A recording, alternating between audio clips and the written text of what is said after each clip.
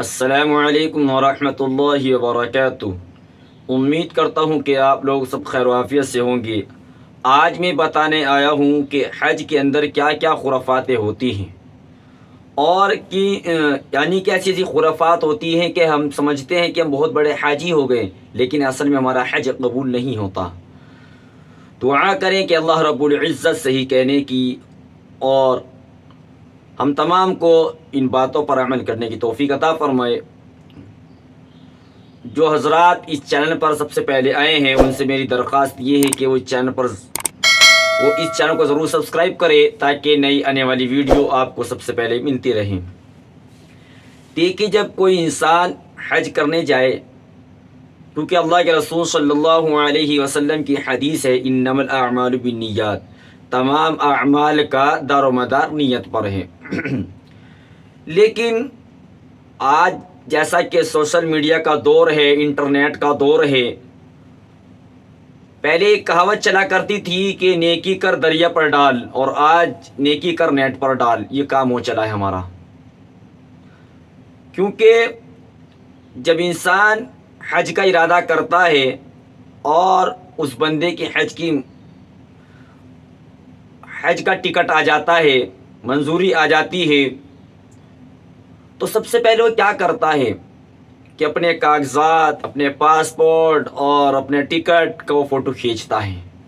سب سے پہلے وہ اسٹیٹس پر لگاتا ہے، لوگوں کو دکھاتا ہے کہ لو جی بھائی میں بھی حج کو جا رہا ہوں۔ کیونکہ اسلام کے جو 5 ارکان ہیں ان میں سے ایک حج ہے۔ حج بھی وہ مالدار پر فرض ہے۔ سب سے پہلے توحید، یعنی کہ اللہ کے ایک ہونے کی گواہی دینا، اللہ کو ایک ماننا۔ اس کے بعد آتا ہے نماز، روزہ، زکوٰۃ، حج، یہ تو 5 رکن ہیں۔ تو کبھی آپ نے دیکھا ہے کہ کوئی انسان نماز پڑھنے جا رہا ہو اور وہ اسٹیٹس پر لگا رہا ہو کہ میں نماز پڑھنے کے لیے جا رہا ہوں؟ یا کوئی انسان قرآن کریم پڑھنے جا رہا ہو، سیکھنے جا رہا ہو، کبھی کسی کا اسٹیٹس دیکھا ہو کہ ہم نے آج فلاں سبق پڑھا ہے یا فلاں سبق یاد کیا ہے؟ ہرگز نہیں۔ لیکن کیوں ہم حج کے اندر ایسی خرافات کرتے ہیں کہ جس کی شریعت ہمیں اجازت نہیں دیتی؟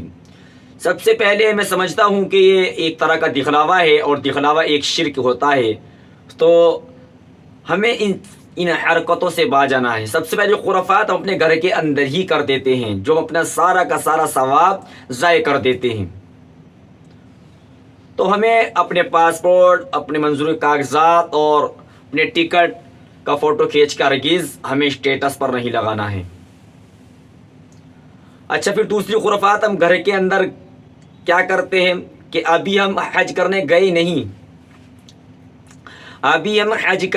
نہیں، لیکن ہم نے دعوتوں کا سلسلہ شروع کر دیا ہے کہ آج سب سے پہلے حجی اپنے گھر بلاتا ہے سب کو، اور بہت سے کے ارادہ، بہت سو کی نیت یہ ہوتی ہے کہ جب میں اپنے یہاں دعوتیں کروں گا، لوگوں کو پتہ لگے گا کہ فلاں حاجی صاحب حج پر جا رہے ہیں، فلاں بندہ حج پہ جا رہا ہے، اب لوگ میری بھی دعوتیں کریں گے۔ اب کیا ہوتا ہے کہ جناب علی نماز کا ٹائم ہو رہا ہے اور حاجی صاحب ذرا دعوت میں مشغول ہیں، اپنے آپ کو اتنا مشغول کر لیا دعوتوں کے اندر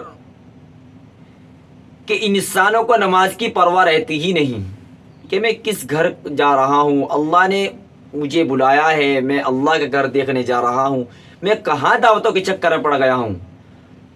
تو میں سمجھتا ہوں کہ ہمیں اس رسم کو ختم کر دینی چاہیے، نہ دعوتوں کے لیے اپنے گھروں پر بلائے اور نہ ہی کسی کی یہاں کی دعوت قبول کرے۔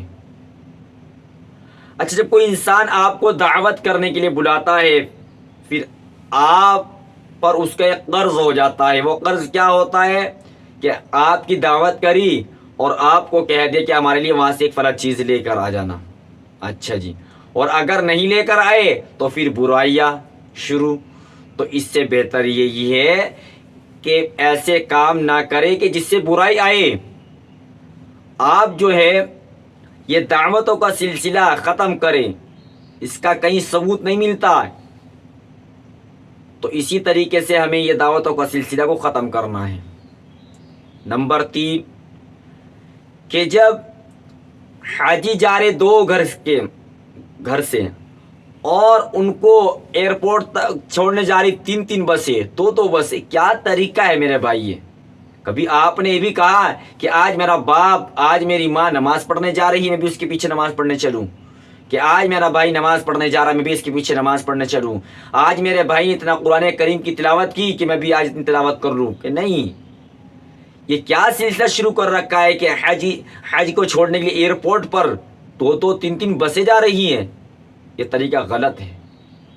ہاں 2-4 بڑے افراد چلے جائیں جو سمجھدار ہوں، ہم نے تو ایک طرح کا سے ٹور ہی بنا لیا۔ اچھا جناب عالی، اب کیا کرتے ہیں جی؟ اب چھوڑنے چلے گئے، چھوڑ کر آ کر حاجی جی اب ایئرپورٹ کا فوٹو کھینچ رہے ہیں، دیکھو جی ہمارا ہم حج کو جا رہے ہیں، ہم ایئرپورٹ پر کھڑے ہیں، دیکھو ہم کہاں جا رہے ہیں۔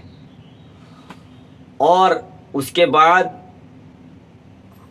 ہم فلائٹ کے برابر میں کھڑے ہو کر فلائٹ کے اندر الگ، فلائٹ سے نیچے الگ ہم فوٹو کھینچتے ہیں۔ کیا طریقہ ہے؟ ہم اللہ کو راضی کرنے کے لیے جا رہے ہیں، ہم اللہ کے ایک فرض ادا کرنے کے لیے جا رہے ہیں، نہ کہ دکھلاوا کرنے کے لیے۔ اب جاتے ہیں اور احرام کے اندر ہی ہم مدینہ کے اندر کھڑے ہو کر باقاعدہ سیلفیاں لیتے ہیں، کھڑے ہو کے مکے میں کے سامنے کھڑے ہم سیلفیاں لے رہے ہیں، فوٹو کھینچ رہے ہیں۔ میرے بھائی کیا طریقہ ہے یہ؟ ہم وہاں جا کر بھی عبادت کے اندر کم وقت لگاتے ہیں اور ہم خرافات کے اندر زیادہ وقت لگاتے ہیں، ہم خرید و فروخت کے اندر زیادہ وقت لگاتے ہیں۔ اگر ہم کعبے کی طرف چکر کاٹ رہے ہیں، وہاں بھی ہماری ویڈیو کالنگ سے ہمیں گھر والوں کو دکھا رہے ہیں، دیکھو جب اب ہم مکے کے چکر کاٹ رہے ہیں، ہم طواف کر رہے ہیں، اب ہم روزہ اطہر پر موجود ہیں، اور یہ پتہ نہیں کہ ہمیں روزہ اطہر پر جا کر پڑھنا کیا ہے، کیا مانگنا ہے اللہ سے، کیا پڑھنا ہے، کہ کچھ پتہ نہیں، کہ صرف ایک موبائل نے ایسی تباہی مچائی آ کر کہ ہمیں عبادت سے غفلت کر دیا۔ اب ایک انسان وہاں جاتا ہے، کئی دن تک اس کی وہاں پر شاپنگ چلتی ہے۔ شاپنگ بھائی پہلے آپ ارادہ کر کے کیا گئے تھے؟ آپ وہاں اللہ کا احکام کو پورا کرنے گئے تھے، ایک فرض ادا کرنے گئے تھے، کہ وہاں شاپنگ کرنے گئے تھے آپ؟ ہر عبادت کا ہم نے ایسا ناس مارا وہاں جا کر، اللہ معاف کرے، اللہ معاف کرے، کہ سیلفی بغیر ہم یہ سمجھتے ہیں کہ ہمارے قبول ہی نہیں ہوگا۔ آج لوگوں نے عمرہ کا ایک ٹور ایسا بنایا ہے کہ آج عمرہ کرنے چلے جاتے ہیں، لیکن ہماری آ کر اسی دن فجر بھی غائب، ظہر بھی غائب، کہ جناب تھکے ہوئے ہیں، ہم نے بہت عبادت کر لی، تھوڑا سا ریسٹ چاہیے میں۔ ایک سنت کی وجہ سے ہم فرض کو چھوڑ دیتے ہیں۔ تو اسی لیے ہمیں ان تمام تر خرافات سے بچنا ہے۔ سب سے پہلے میں منظوری کاغذات ہمیں اسٹیٹس پر نہیں لگانے، وہاں سیلفیاں فوٹو سے بچنا ہے، اور دعوتوں کا سلسلہ یہ میں ختم کرنا ہے۔ یہ بہت بری رسم ہے، دعوتوں کا سلسلہ ختم کر دینا چاہیے اس چیز کو، اور اپنے آپ کو ایک چینج کر آئے وہاں سے، کہ میں پہلے جھوٹ بولتا تھا لیکن نہیں، میں نے اللہ کا گھر دیکھا ہے، میں جھوٹ اپنی زندگی سے نکال کر رہوں گا۔ پہلے ہم دھوکہ دیا کرتے تھے لیکن نہیں، اب میں نے اللہ کا گھر دیکھا، اب میں دھوکہ نہیں دوں گا۔ پہلے میں چغل خور یا غیبتیں کرتا تھا لیکن نہیں، اب میں نے اللہ کا گھر دیکھا ہے، اب میں ان تمام تر گناہوں سے باہر آؤں گا۔ یہ عہد کرنا تھا، اور اپنے مرحومین کے لیے وہاں جا کر دعا استغفار کرنی تھی۔ تو میرے بھائیوں، اپنے آپ کو وہاں سے چینج کر آنا ہے۔ اگر چہروں پہ داڑھی نہیں تو وہاں پر ایسا ہو جائے کہ چہرے میں وہیں داڑھی نکل آئے، وہیں ایک نورانیت چہرہ بن جائے، اور اللہ کو راضی کر آئیں۔ یہ نہیں کہ وہاں بھی جا کر ٹائم پاس ہو رہا، وہاں بھی جا کر نمازیں چھوٹ رہی ہیں، ایسا نہیں ہونا چاہیے۔ امید کرتا ہوں کہ آپ کو تمام تر باتیں سمجھ میں آ گئی ہوں گی۔ دعا کرتے ہیں کہ اللہ رب العزت ہمیں حج اخلاص کے ساتھ کرنے کی توفیق عطا فرمائے، اور اللہ رب العزت سے دعا ہے کہ اللہ رب العزت ہم تمام کو حج بیت اللہ کی زیارت نصیب فرمائے، اور ہمیں اخلاص کے ساتھ اور اللہ کی رضا کے لیے حج کرنے کی توفیق عطا فرمائیں. تو ملتے ہیں نیکسٹ ویڈیو سے، جب تک کہ آپ مجھے اجازت دیں. السلام علیکم ورحمۃ اللہ وبرکاتہ.